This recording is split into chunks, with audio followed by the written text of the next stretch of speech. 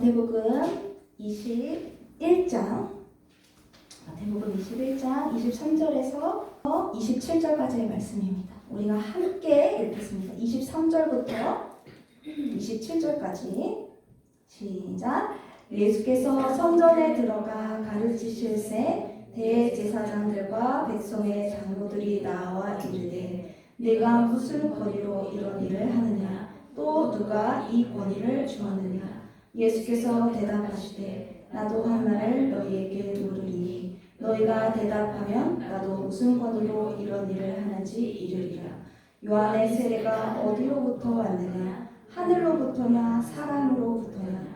그들이 서로 의논하여 이르되 만일 하늘로부터라 하면 어찌하여 그를 믿지 아니하였느냐 할 것이고 만일 사람으로부터라 하면 모든 사람이 요한을 선지자로 여기니 백성이 무섭다 하여 예수께 대답하여 이르시되 우리가 알지 못하노라 하니 예수께서 이르시되 나도 무슨 권위로 이런 일을 하는지 너희에게 이르지 아니하리라. 아멘. 온전한 회개라는 주제를 가지고 우리가 말씀 함께 오늘 말씀 가운데 정말 예수님 말씀 선포하십니다. 아멘. 요즘 세상이 참 혼란스럽습니다. 세상이 너무나도 어지럽습니다. 이 땅 가운데 참 힘들다 하지만 이렇게 나라가 혼란스럽고 어려운 시대가 되었습니다. 이제 정말 주님이 다가오시는 그 날이 정말 가까워짐을 더욱더 느끼고 있고 또한 우리가 느껴야 함을 우리가 많은 것들을 통하여서 알 수 있습니다. 그런데 특별히 이제 우리가 그리스도인으로서 기독교인으로서 수많은 논쟁을 우리가 받습니다. 그렇죠? 나라의 혼란스러움을 우리 그리스도인들에게 질문합니다. 어떻게 해결해야 하냐? 그런데 우리가 이 질문을 받을 때에 아주 긍정적으로 정말 질문하고 싶어서 정말 궁금해서 물어보는 경우가 있지만 사실 악의적인 논쟁을 하기 위하여서 그러한 질문을 할 때가 있습니다. 그런 질문을 받을 때가 있습니다. 우리가 그럴 때에 어떤 지혜로움이 필요할지 오늘의 본문의 말씀을 통하여서 우리가 배워나가기를 소망합니다. 예수님께서는 동일하게 말씀을 받으셨습니다. 예수님께서는 동일하게 또한 말씀을 선포하셨습니다. 그래서 예수님께서 이제 성전에 들어가서 가르치실 때 성전에 들어가서 예수님께서는 말씀을 선포하셨습니다. 그런데 누가 찾아오냐? 바로 대제사장들과 백성의 장로들이 나와 이르되 네가 무슨 권위로 이런 일을 하느냐? 또 누가 이 권위를 주었느냐? 라고 물어봅니다. 그러니까 이렇게 주님에게도 동일하게 이 논쟁을 하는 자들이 있다라는 것입니다. 누가 이런 권위를 주었느냐? 정말 예수 그리스도 앞에 대적하는 일이죠. 그런데 그들이 이러한 질문을 하게 된 계기가 있습니다. 그것은 무엇이냐면요. 이들은 예수 그리스도를 바라보지 못하고 바로 사람들을 바라보면서 살아왔던 자들입니다. 평생을 칭송받고 칭찬받던 자들이었습니다. 그런데 어떤 일이 벌어졌죠? 예수 그리스도가 이 땅 가운데 오시면서 수많은 사람들이 예수 그리스도를 따라 나섰습니다. 그러니 이들의 권위가 어떻게 됐겠어요? 완전히 바닥으로 치닫는 것입니다. 그렇기 때문에 이들 가운데 마음에 늘 누구를 바라봤죠? 사랑을 바라보면서 그렇게 살아왔습니다. 사랑으로 인하여서 공급받으면서 살아왔습니다. 하나님을 바라보면서 주님을 통하여서 공급받았어야 하는 그 일을 사랑을 통해 공급받았다는 것입니다. 그래서 그 칭송과 그 명예를 통하여서 그들이 무엇이 생겼냐면 바로 교만이 자라났습니다. 그러니 당연히 예수님 앞에서도 이런 질문이 가능한 거죠. 누가 이런 권위를 주셨습니까? 여기서 누가 이런 곳에서 설교를 하십니까? 어떻게 예수님 앞에 그런 질문을 당당하게 할 수 있겠습니까? 그런데 그들은요, 두려울 것이 없었어요. 그저 사람들의 눈은 두려웠지만 하나님은 두렵지 않았다라는 것입니다. 그래서 예수님 앞에 그렇게 질문하는데 예수님은 이 논쟁을 어떻게 받으셨냐? 바로 나도 한 말을 너희에게 물으니 너희가 대답하면 나도 무슨 권위로 이런 일을 하는지 이르리라. 예수님께서 되려 다시 질문하십니다. 질문을 받고서 그 질문에 대해서 논쟁을 이어나가는 것이 아니라 그 논쟁을 받고 되묻습니다. 너희들 한번 이거 대답하면 나도 대답해 줄게. 요한의 세례가 어디로부터 왔느냐? 하늘로부터냐? 사람으로부터냐? 그들이 서로 의논하여 어찌하여 그를 믿지 아니하였느냐 할 것이요 만일 사람으로부터라 하면 모든 사람이 요한을 선지자로 여기니 백성이 무섭다 하여. 아멘. 그들은요 늘 사람의 전전긍긍했다라는 것입니다. 늘 사람 앞에 무서워하고 사람들을 통하여서 뭔가 공급받고 하나님은 두렵지 않았어요. 그러니까 요한이 나타났을 때에 어떻게 행했나요? 요한을 아주 무시했죠. 그런데요 요한을 또 내치지도 못했어요. 왜? 하나님의 선지자임이 그가 분명했거든요. 그런데도 불구하고 그들은 요한을 싫어했어요. 그들이 그 요한이 고통받기를 바랬습니다. 왜 그랬을까요? 사람 앞에 칭송받는 그 요한이 너무나도 부러웠고 그 교만이 정말 하늘 끝까지 치솟았기 때문에 그들은 요한을 선지자로 인정하지 않았던 것입니다. 그러니 이 권위에 대해서 주님께서 물어보시니 그들이 할 말이 없죠. 자신들이 하늘로부터라고 하면은 또 이런 얘기할 거고 땅으로부터라고 하면은 사람들이 나를 우리들을 엄청 욕할 텐데 그래서 아무 말도 하지 못하는 것입니다. 그래서 예수님께서 말하십니다. 우리가 알지 못하노라 하니 예수께서 이르시되 나도 무슨 권위로 이런 일을 하는지 너에게 이르지 아니하리라. 아멘. 예수님은 논쟁으로 받지 않으셨습니다.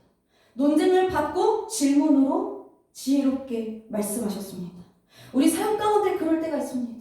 세상 사람들이 우리에게 질문할 때가 있습니다. 그런데 그것이 질문이면 너무나도 반갑고 기쁜 일이겠죠. 어떻게 하면 예수님 내가 전할 수 있을까? 그런데 그들이 원하는 것은 무엇이냐? 바로 다툼이라는 것입니다. 그들이 원하는 것은 싸움과 다툼입니다. 우리가 분쟁하는 것입니다. 그것을 원하기 때문에 또한 의심하는 것. 그 안에 그 의심의 싹을 틔우기 위해서 그들은 끊임없이 우리에게 논쟁을 퍼붓습니다. 기독교는 잘못됐다. 교회는 잘못됐다. 또한 여러 가지 그 나라의 혼란스러운 그 문제를 기독교에게 아주 맹렬하게 불같이 물어봅니다. 우리는 그것을 어떻게 행해야 할까요? 우린 지혜롭게 행해야 할 줄 믿습니다. 우린 지혜롭게 주님 앞에 무릎 꿇을 줄 믿습니다. 우린 지혜롭게 하나님만 바라볼 줄 믿습니다. 우린 논쟁을 논쟁으로 받는 것이 아니라 하나님이 분명히 해결하실 것이다. 나는 주님 앞에 온전한 자기 때문에 이 부분 내가 기도하겠다. 우리가 이렇게 이야기할 수 있을 줄 믿습니다. 근데 특별히 우리가 또 주목하고 싶은 것은 무엇이냐면 바로 이 뒷절인데요. 제가 이제 길기 때문에 자세한 설명은 하지 못하지만 예수님께서 여러 가지 비유로 말씀하십니다. 그런데요, 그 비유들이요, 그 바리새인들이요, 예수님의 말씀을 들었고 요한의 말을 하나님의 그 선지자의 말씀을 들었음에도 불구하고 그들이 하나님의 말씀을 실천하지 않았다라는 것을 주님이 강조해서 말씀하십니다.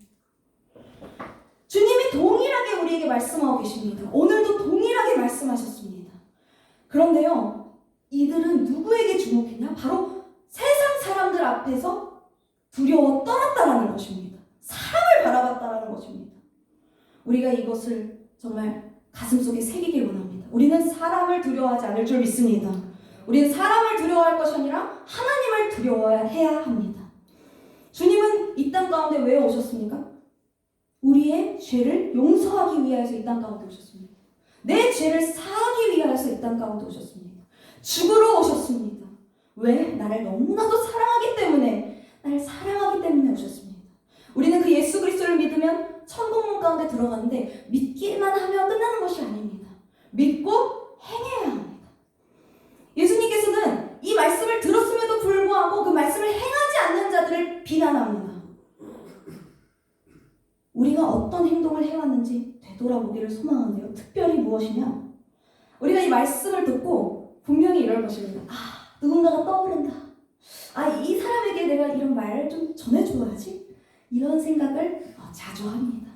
이 말씀 땡땡이가 들으면 참 좋을 텐데. 누가 들으면 참 좋을 텐데. 그런데요, 주님은 말씀하십니다. 네가 들어야 된다.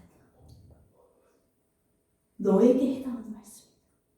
제가 오늘 말씀을 준비하면서 하나님, 이 말씀이 도대체 무슨 말씀입니까? 그래서 제가 회개 기도를 하기 시작했어요. 주님, 무슨 말씀입니까? 무슨 말씀입니까? 근데 주님이 그 마음을 떠오르게 하시더라고요. 네가 회개해야 돼. 너는 말씀을 전하는 자지만 말씀을 전하면서 네가 먼저 회개해야 된다. 네가 회개하지 않는데 어떻게 하나님의 말씀이 전파될 수가 있겠니? 마찬가지입니다. 우리는요, 이 말씀을 듣고 어떤 분이 이걸 들었어요. 이분이 해결이 될 텐데. 아니요! 내가 들어야 합니다. 내가 듣고 내가 회개해야 합니다. 내가 하나님 앞에 무릎 꿇어야 합니다. 우리는 바리새인이 되어서는 안 됩니다. 바리새인들이 어떠했냐? 사람들을 두려워하면서 하나님은 두려워하지 않았습니다.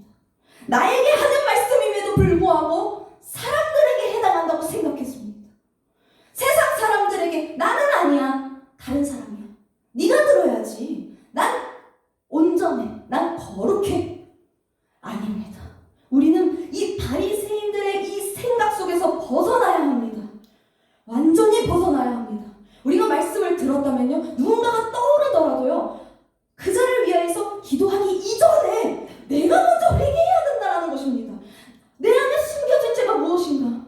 주님, 이 말씀을 들었는데 누가 떠오르지만 나는 무엇을 잘못했습니까? 내가 뭘 잘못했습니까? 주님, 난 너무 두렵습니다. 내가 천국문에 들어가지 못할까봐 두렵습니다. 정말 우리는요, 회개해야 합니다.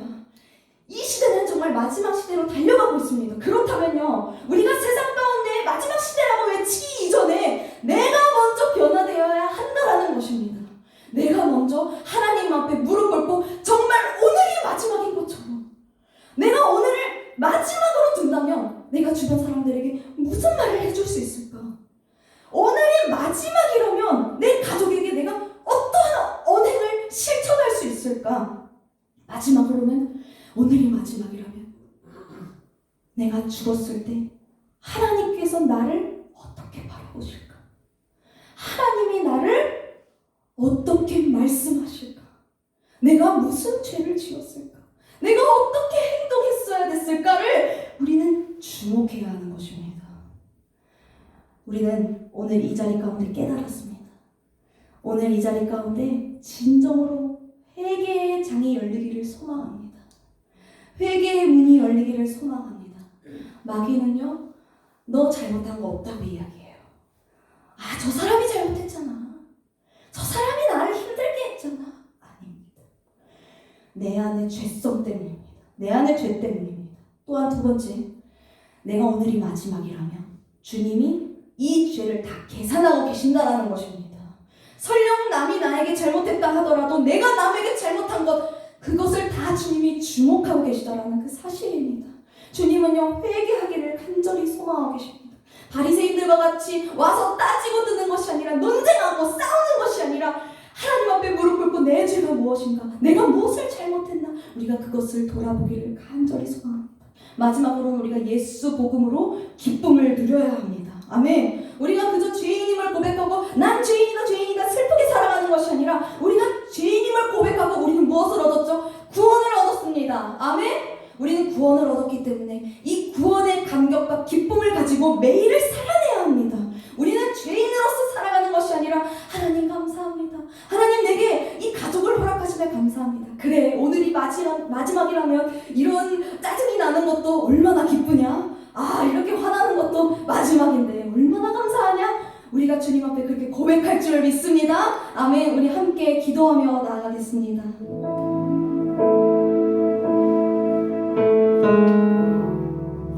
하나님 감사합니다. 주님, 지금까지 모든 말씀을 우리가 돌이켜 생각해 보았을 때 하나님이 가장 원하시는 것은 남이 아니라 내가 주님 앞에 돌이키는 것을 간절히 원하고 계셨다라는 그 사실을 하나님 알게 되었습니다.